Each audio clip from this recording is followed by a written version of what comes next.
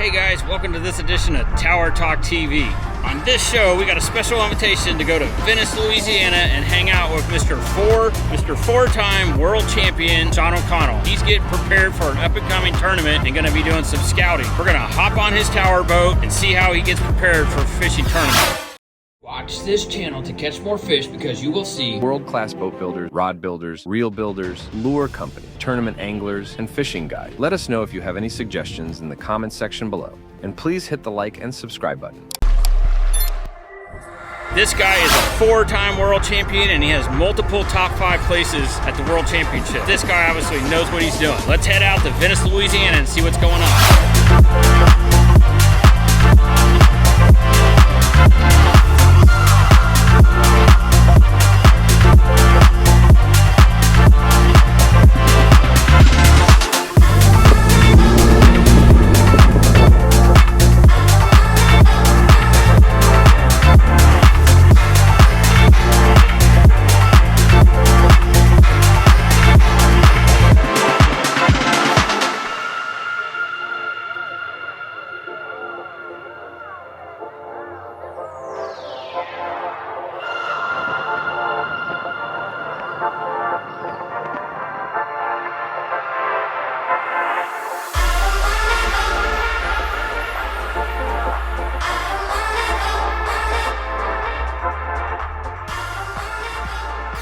Here's something I want you to think about while you're watching this video. Mr. Sean O'Connell and his partner, Eddie Adams, are four-time world champions.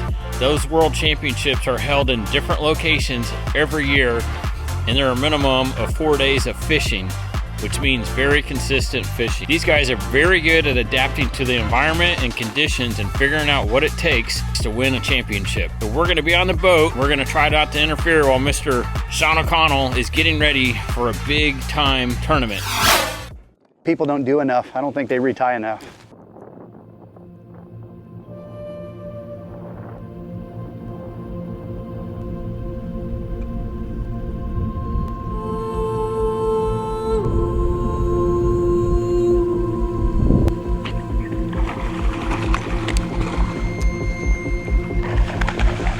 Gotta have a lot of those to make for the big ones.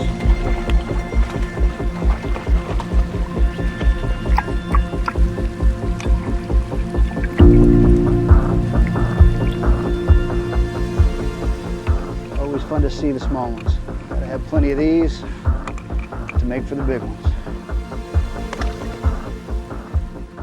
There he goes. That was quick. This time of year, it's easy to get these fish to take off easy because it's cooler. One of many. Bread and butter fish. Let's catch a giant, shall we? Yeah, so a few years ago, I switched to Daiwa, and I've been exceedingly happy with Daiwa bait cast reels and even their spin cast reels that they have these days. I'm fishing with a Coastal 80, which is a smaller reel that I can actually palm in my hand quite nicely.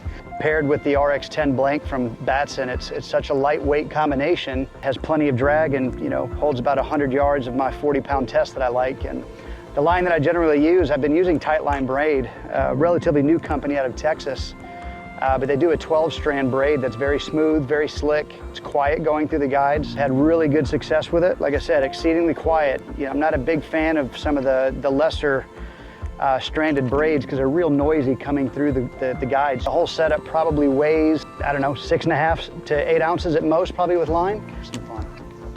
Got it. Oh, we ate it. We missed it. I didn't. That'd have been fun. Oh, look.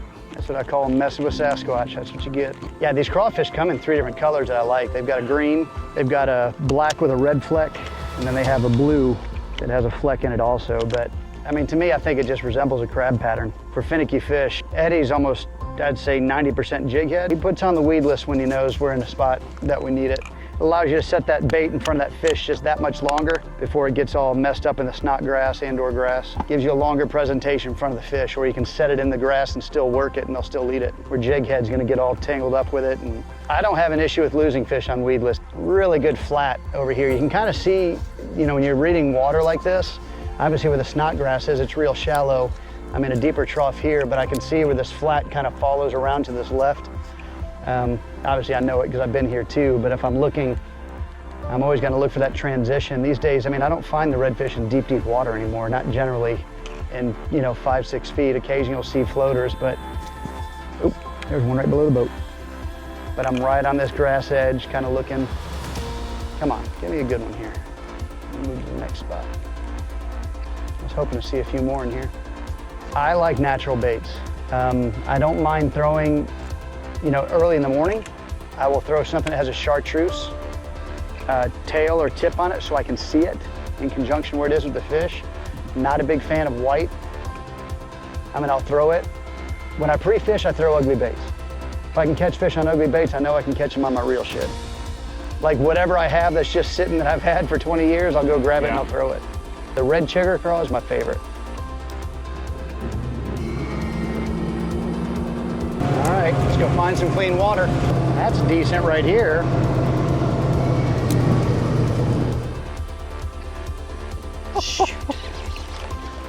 Oh wow, he's going the other way. Oh my gosh, he may fool me. I'm speeding up. I mean, when I tell you he is a giant, he is an absolute giant. Feel like I'm marlin fishing. We're chasing him with the boat. I knew that was trouble when I saw him coming at me. Oh, he's giant. Putting this RX-10 medium action rod to the test. I got about 35 pounds of snot. Oh, this is how you lose them. I may have just lost him. Is he still on here? He's still on here. This is crazy. Oh, get off me, grass. All right, I'm getting down.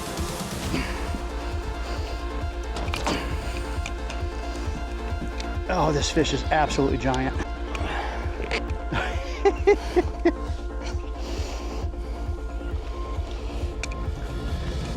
I got all this snot on here.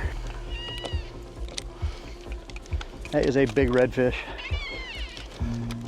He's, shoot man, he's 40 inches at least, I would think.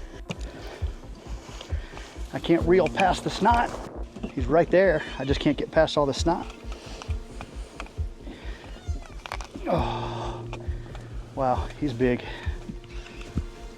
Oh, look at him. Look at the size of that fish. Oh, I'm so close. Absolute giant. See if I can get this grass off of me. Oh, there he goes again. Dang it.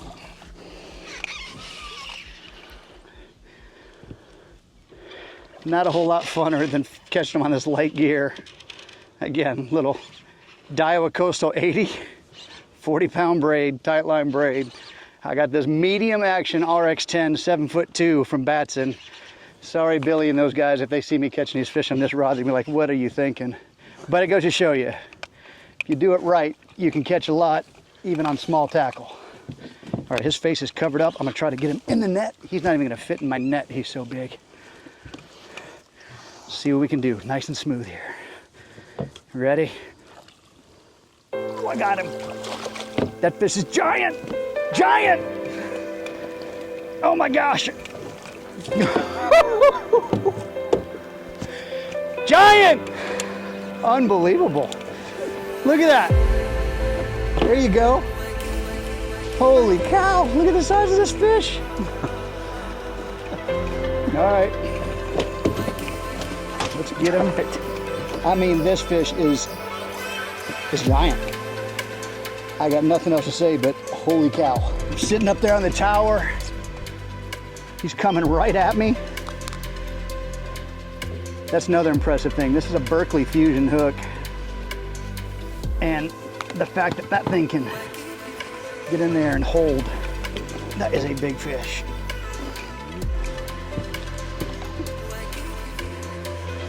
Oh, there he is. Oh my gosh. This fish is giant. Oh my gosh. Holy cow. Team Rain Shadow, baby. Look at this fish. Sight fishing, Venice, Louisiana. We put the poles down so we don't get into the slime.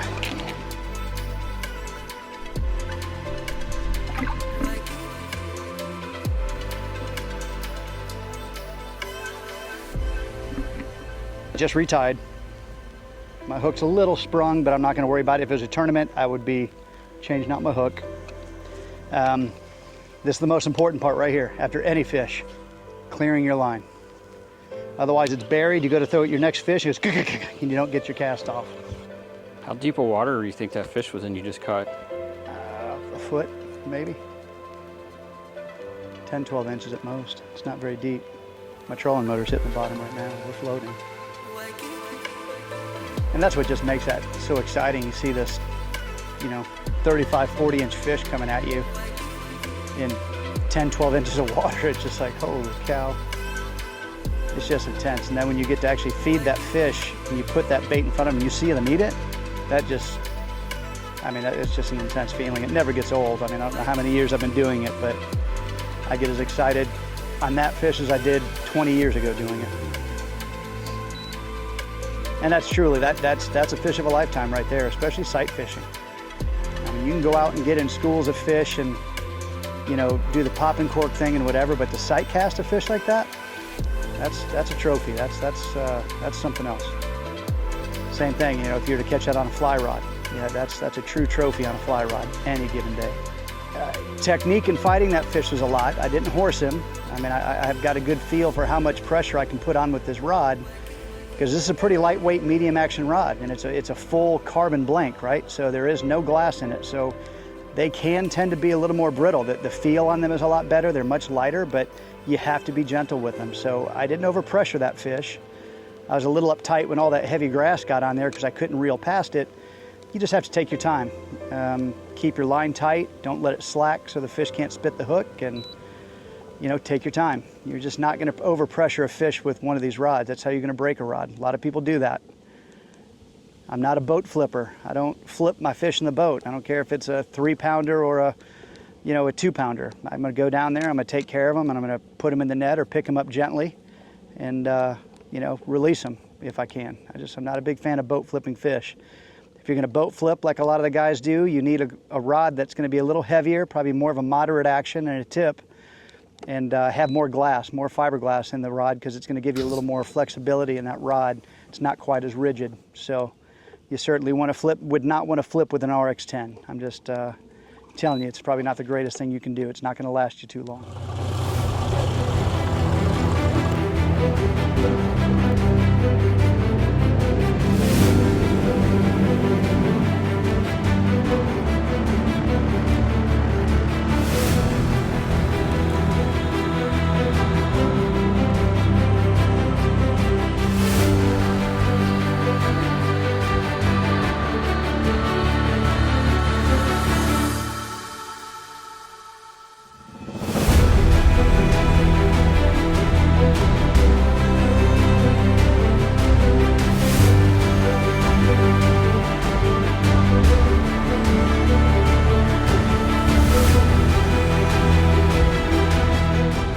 Okay guys, thanks for watching, and as usual, please give us a thumbs up, hit the like and subscribe button.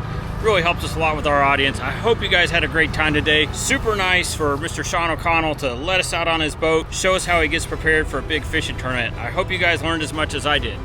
Thanks for watching this episode. On the next one, we're gonna be on the boat with him in a real live actual tournament, so we can see his tips and tricks and techniques for what he does to make himself so successful. 4-time world champion. Doesn't get much more consistent than that. This guy's a wealth of knowledge and has a lot to learn from. Hope you enjoyed watching the show.